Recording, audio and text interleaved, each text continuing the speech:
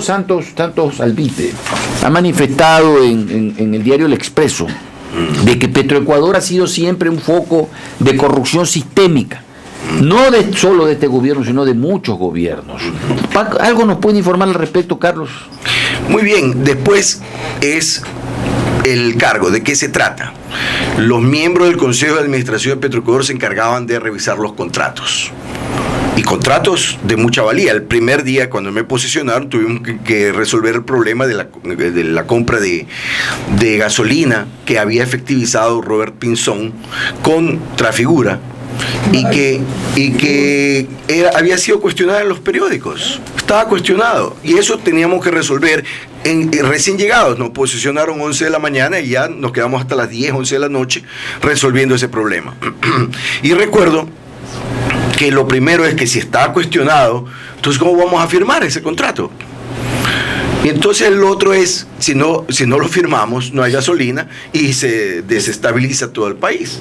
Ahí está, ese es el problema típico de una empresa como Petroecuador, que todo es emergencia. Y este tipo de emergencias se las hacen a propósito, para que el que tiene que tomar decisiones esté contra la pared. ¿Qué decisión se puede tomar? Yo dije, bueno, si se va a desestabilizar el país, no podemos hacer eso. Se va a desabastecer el país. Imagínate. Entonces, aceptemos una parte mientras revisamos todo el contrato. Eso fue lo que se hizo. Y se revisó el contrato. Pero en todo caso, tuvimos que avalizar un contrato que no tenía nada que ver con nosotros y que obviamente tenía cuestionamientos. Primera cosa. Ahora, este gobierno ha manejado todo con emergencia, 9 años y medio en emergencia. Y en eso se especializó Carlos Pareja. Entonces, claro, obvio. Así que eso de que le han dado $1 millón en depósitos ilícitos, eso no es nada. No es absolutamente nada. Ahora, claro, se pueden coger de ese pedacito para hacer la investigación, pero es extemporánea. Tenemos un fiscal que él mismo se analiza, él mismo se fiscaliza y él mismo se absuelve. Entonces, ¿qué podemos esperar de él? Entonces, espero a que se vaya Pareja Yanuseli, igual como se fue el primo del presidente Delgado, ¿verdad? Y después empieza la investigación y no pasa nada. Yo me pregunto, ¿cuándo volverá Pareja Yanuseli para que se lance de candidato a asambleísta? Porque ahora tiene cualquier cantidad de plata y puede ser asambleísta, puede ser hasta presidente. Una pregunta, ingeniero Carlos Sañay. En esa época, quien manejaba el sector petrolero era el ministro de esa época. Yo no creo que era solamente el ministro, yo creo que era el presidente de la República. Sí. Ahora, gracias por la información. La matriz productiva estuvo al frente del actual señor vicepresidente de la República. ¿Qué relación usted puede encontrar precisamente en estos temas? Pero estos temas, que si es que el presidente de la República le delega al vicepresidente de la República, es evidente que el vicepresidente de la República tiene que, siendo el responsable, tiene que rendir cuentas al presidente de la República. Al final cuenta, y de todo, el presidente de la República en este gobierno, sobre todo, sabe absolutamente de todo lo que está pasando. Así que que vaya a decirme a mí, y yo lo vi diciendo, creo que Pareja Yanuseli en ese tiempo era presidente de Petroecuador. ¿Se puede imaginar? Él sabía. Sí, fue ministro de Economía. El hermano también. Claro, el entonces ministro de Economía, actual presidente, metió sus manos allí. Ahora, está saliendo en las redes sociales, Carlos, de que uno de los verdaderos, dice, capos que han estado manejando desde la empresa privada a todo el sector petrolero, Carlos Pareja Cordero y el señor Pepe Dapelo. Del conocimiento que tú tienes del área petrolera, ¿qué hay de cierto en aquello? En cadena. O quieren de alguna manera involucrar a Carlos Pareja, quien conozco, es mi amigo. Carlos Pareja fue compañero de la universidad. Carlos Pareja Cordero. Ajá. Charlie, que lo conocen. Y el otro es Pepe Dapelo, a quien también lo conozco, es mi amigo, su padre. Es decir, ¿qué hay de cierto de esto? ¿Tienen intereses ellos en el área petrolera? Bueno, de lo que conozco extraoficialmente, tengo conocimiento que este señor Dapelo se encargaba de la remediación. Se encargaba, digo, porque creo que ya no se encarga ahora. Hacía trabajos de remediación. Ahora, ¿cómo conseguía los contratos? Yo no te puedo decir. Que tenía contratos, tenía contratos. Pero que un poco como que ellos eran los que manejaban los contratos en Petroecuador desde siempre hasta ahora. Eso me parece tener una demasiada influencia. A ver, yo no lo sé, porque, por ejemplo, al señor Dapelo yo no lo conozco. Ya. No lo conozco personalmente, nunca lo he visto. He escuchado el nombre de él. En San José también. Pero en otro tiempo, yo tenía creo que es primo de él, que fue compañero mío, que es Ordóñez Dapelo. Supongo que debe ser pariente del primo, porque Dapelo no es un apellido muy común. Él es Dapelo Benítez. Ya, yo a él no lo conozco, nunca lo he visto. Fue compañero mío, de la misma, un año mayor, sí. claro, compañero. Mira, a la final lo conocí de vista, claro, y no me acuerdo. Si lo ves ahí, puede ser, eso puede ser. De 12 años también. Pero él no ha sido antes petrolero, ¿verdad? Él nunca ha sido petrolero. Es decir, estuvo vinculado. ¿Cuándo empezó a ser petrolero? Desde la época del ingeniero Febre Cordero a la fecha. O sea que lleva bastantes años, décadas como petrolero. Claro. Es decir, no como empresas vinculadas de remediación y cosas por el estilo. Entonces sí, o sea, no ha estudiado tal vez petróleo, pero ha sido un empresario petrolero. Claro. Vinculado a los negocios del petróleo. Ahora, a Charlie. En este gobierno se fue a vivir incluso a Panamá porque tenía negocios ahí con el gobierno. A Charlie Pareja Cordero yo nunca lo he visto, lo vi en Petroecuador en el tiempo que yo trabajé allí. De repente él representaba los negocios que tenía el grupo Isaías. Pero es que él es abogado. Familia, claro. Pero como abogado, pues. Claro. No como empresario petrolero ni cosas por el estilo. Pero por eso te digo, que por eso te hacía la pregunta, porque hoy por hoy lo están sacando a él como el verdadero, como que dice el zar del petróleo, cosa que yo no lo creo.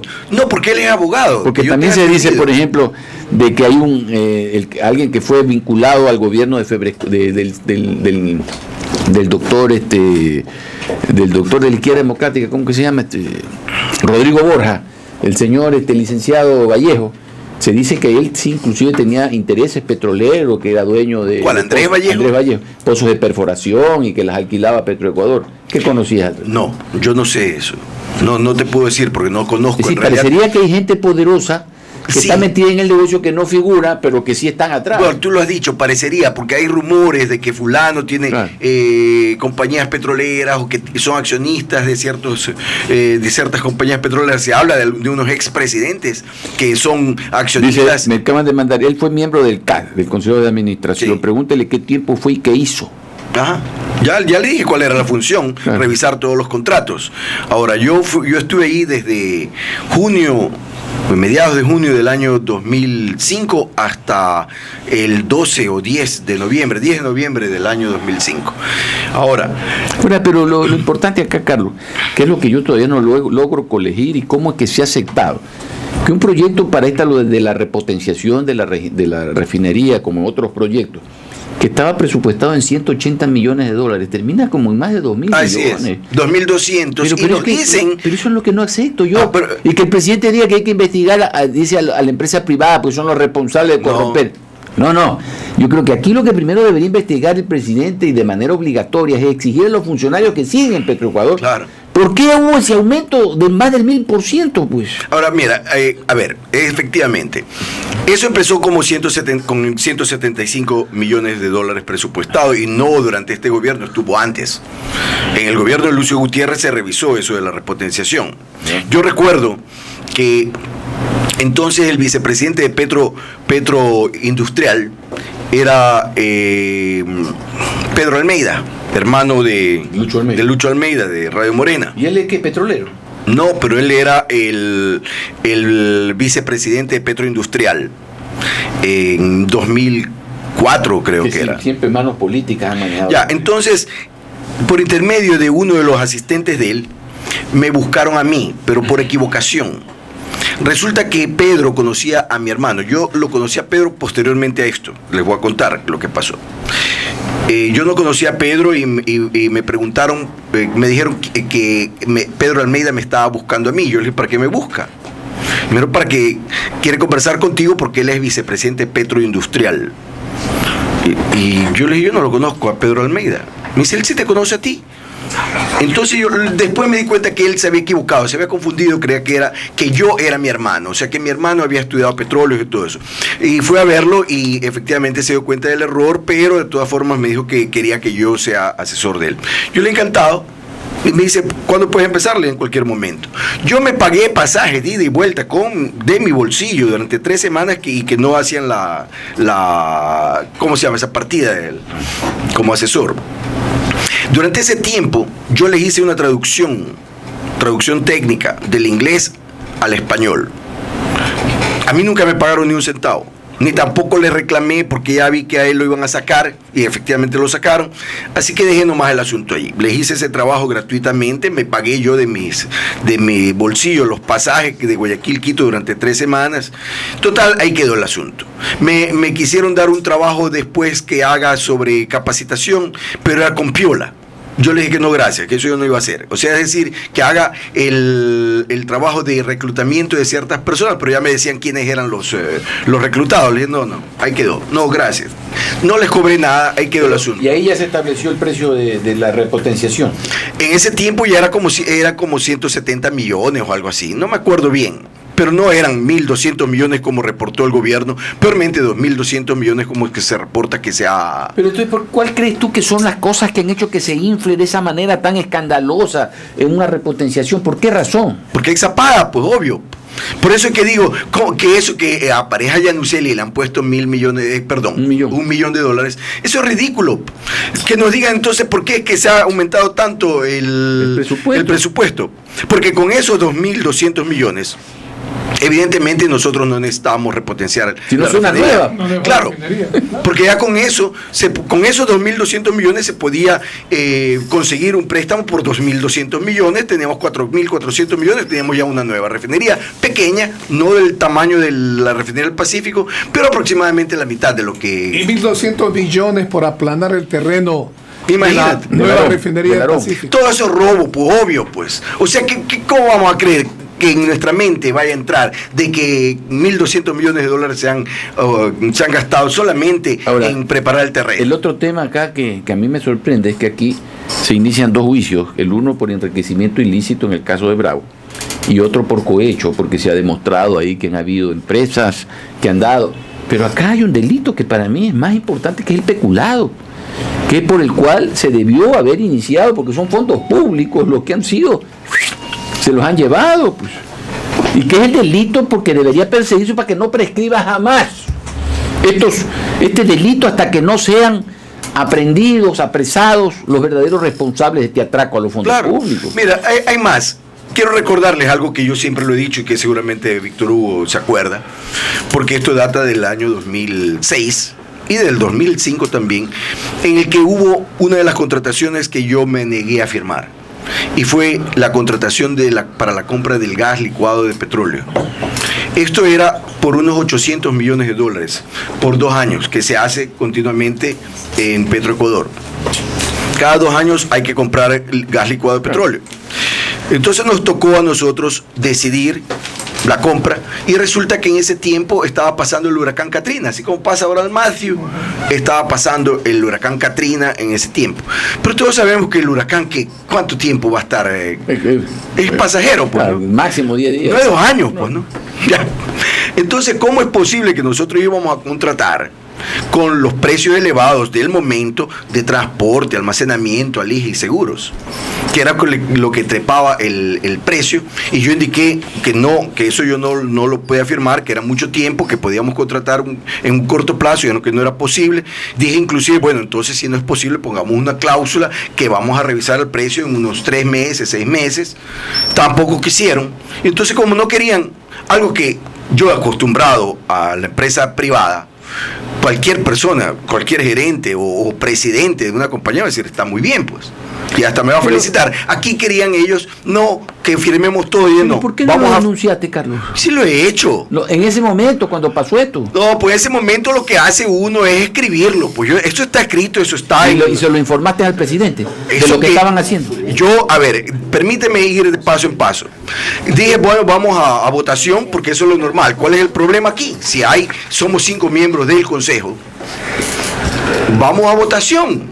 ¿Cuál es el problema? Hay mayoría, la mayoría gana, pero yo eso sí voy a poner mis argumentos por qué yo no firmo. Y eso, claro, pues, y eso lo hice. Ahora, claro que el presidente sabía eso después lo constaté. Después resultó otro problemita. El traspaso de un campo petrolero llamado Tibacuno. Pero por ejemplo, en eso que tú viste que ya había zapada ahí. ¿Quién era el que movía la zapada? ¿Quién tenía nombre y apellido? Sí. ¿Quién era el sinvergüenza? A ver, espérate, pero déjame ir poco a poco. ¿Tú quieres que yo te converse todo? No, es que sabes que oigo estas cosas y... Ya, escúchame un ratito. Es que estas cosas no se saben de inmediato. Claro. ¿Cómo puedo saber yo inmediatamente quién es quién? Claro. Yo no podía saber eso. Yo lo sé ya después de mucho tiempo. Los políticos. Bueno, puedes llamarlo así, pero obviamente que no eran técnicos. Eso no, pues de los técnicos era lo que yo decía, pues eso es técnico y te dicen está bien, pero si te dicen que está mal, lo que está bien, entonces hay un gato encerrado. Ahora bien, pasó eso y después el campo Tibacuno, traspasar un campo petrolero que pertenecía a Petroecuador de acuerdo a un informe del Procurador General de la República del año 2004.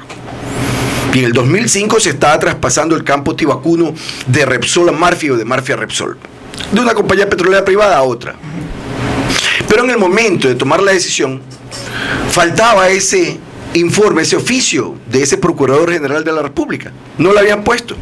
El procurador de Petroecuador no había puesto la carpeta.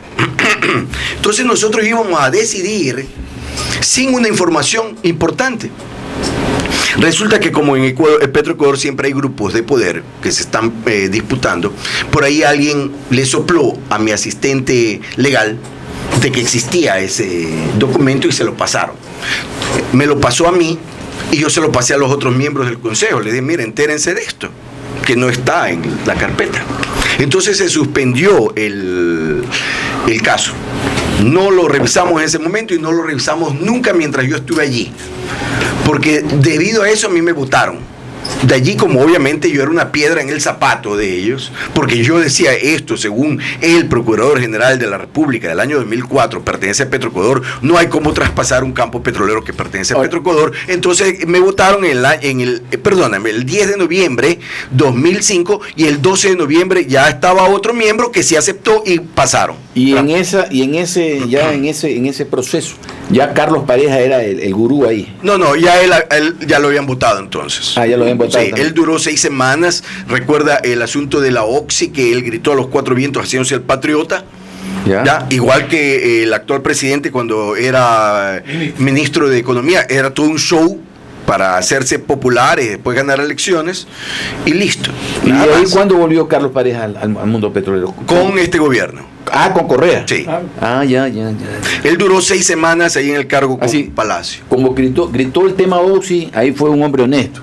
Imagínate. Ahora, por eso lo contrataron. Ya, entonces mira, yendo a la pregunta, yo obviamente que quería informarle al presidente de Palacio sobre el tema, porque yo creí que lo estaban haciendo quedar mal. Después de todo, él me había dado el puesto, aunque yo no lo conocía. Entonces yo pensaba, porque yo estoy representando a este señor, y a este señor lo hacen quedar mal ciertos intermediarios, como usted dice, Víctor Hugo, políticos.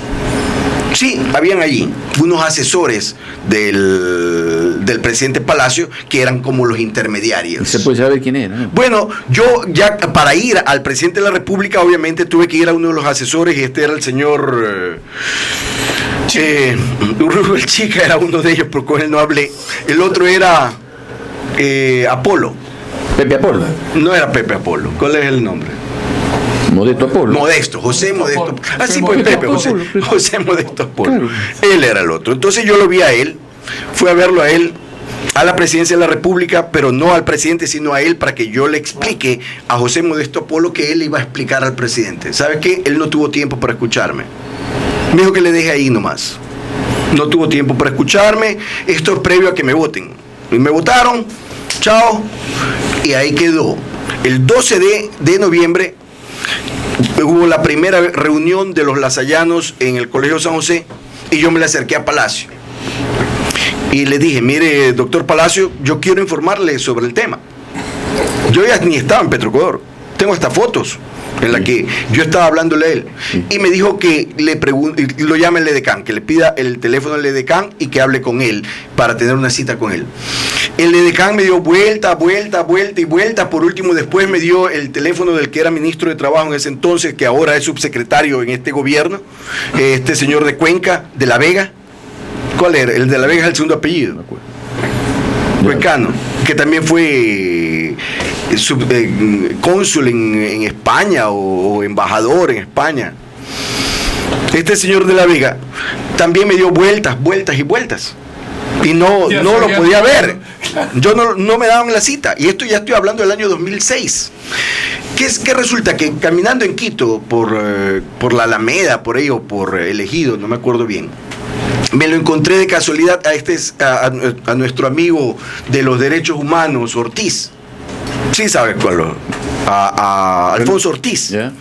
Y entonces me dice: Carlos, ¿y qué estás haciendo? Le digo: no, que tengo aquí un problema recurrente, que quiero hablar con el ministro de Trabajo.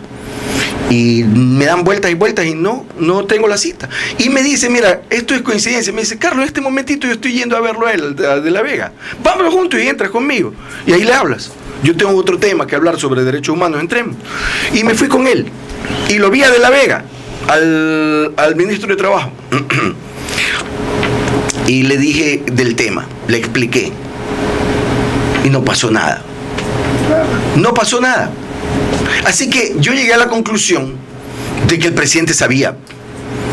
Porque al presidente no lo estaban haciendo quedar mal, porque él no sabía. ¿Y ese negocio de cuántos millones era? Yo indiqué entonces en radio, en televisión, que siquiera eran unos 70 millones de dólares. Es increíble. De sobreprecio, mínimo. Sobreprecio, imagínate. Después, en el año 2007... ¿Cuánta gente se echó rica?